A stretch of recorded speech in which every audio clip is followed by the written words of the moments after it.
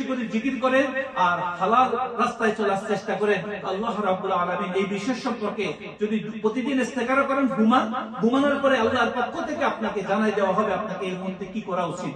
বর্তমান জমানায় রাসূলুল্লাহ সাল্লাল্লাহু আলাইহি ওয়াসাল্লামের হাদিস, এই কথা বলে শেষ করব, বলতেছে তুমি ঘরের বিছনা হয়ে যাও। বিছনা পর্যন্ত, এই যে ম্যাট আছে না, বিছনা হয়ে যাও। এটা কিন্তু নিজে নিজে চলতে পারে না, এটা কিন্তু নিজে নিজে কি চলতে পারে না। এই জন্য বলছে যখন ঘরের বিছনা হয়ে যাবা, ঘরের বিছনা তুমি কোনো দিকে মুভ করতে পারে না, আখেরি জামানায় তোমার মুখ বন্ধ করো, কথা কম বলো, যতটুকু পারো নিজেকে প্রয়োজনের বাইরে মানুষের সাথে বেশি কথা বলবা না, কোনো বিষয় নিয়ে কথা কম বলবা না, বেশিরভাগ আল্লাহর জিকিরে ফিকিরে থাকো, কারণ এটা শেষ জামানা। কারণ এখানে একজনকে একজন হত্যা করবে, দুজন জাহান্নামে যাবে।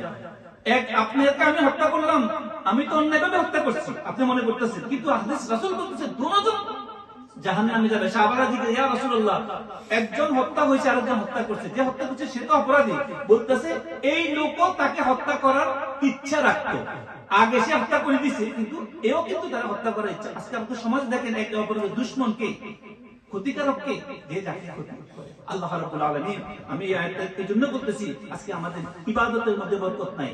আপনি যে ইমামকে দেখবেন, যে আমি কাউকে নামাজ ছাড়তে বলতেছি না, মসজিদে নামাজ পড়তে যাবেন, যেই মানুষকে দেখবেন যার জীবনের সমস্যা আছে, যে হারামের লগে জড়িত আছে, যে খারাপের লগে জড়িত আছে, কমস কম 2 কদম হাঁটির প্রয়োজন অন্য ইমামের কাছে যায় নামাজ পড়বেন। চেষ্টা করবেন একজন হক্কানি লোকের পিছে নামাজ পড়ার জন্য। খালি ফরজ জামাত করতেছেন তা নয়, আপনাকে আল্লাহ ব্রেন দিছে, বুদ্ধি দিছে, শক্তি দিছে, যে আপনি কার পিছে নামাজ পড়তেছেন, তার জীবন আচরণ কি, তার কার্যক্রম কি, এই জন্য চেষ্টা করবেন। নাহলে চেষ্টা করবেন নিজেকে নিজে করার জন্য। কমস কম যেই ফিরসাবকে মানেন, তার জীবন কেমন, তার কার্যক্রম কেমন, আপনি তাকে ফলো করার চেষ্টা করেন। যদি তার মধ্যে হারাম কোনো কিছু থাকে, সেখান থেকে যে আলেমকে ফলো করেন, ইউটিউব দেখেন, ওই আলেমের জীবন কেমন, কিছুক্ষণ আপনি যে রাজনৈতিক নেতাকে ফলো করেন, যে পার্টি করেন, ওই পার্টির লিডার কি করে একটু দেখেন। তারপরে দেখুন আপনারা যারা আজকে ইয়াং জেনারেশন বরবাদ হচ্ছেন, আল্লাহর দিকে আসেন, আপনার কলবকে চিন্তা করেন, খামোশ হয়ে যান, কথাবার্তা কম করার চেষ্টা করেন, বেশি বেশি জিকির ফিকিরে থাকেন। মিথ্যা, ধোঁকা, প্রতারণায় ভরপুর সমাজ আজকে। হাদিস কোরআনের নামে বিভিন্ন ভাবে মানুষকে বিভিন্ন অর্থ করে ধোঁকা দেওয়া হচ্ছে। এই জন্য আল্লাহর কাছে আমরা দোয়া করি, আল্লাহ যেন আমাদের কলব চিন্তা করে, যে আমরা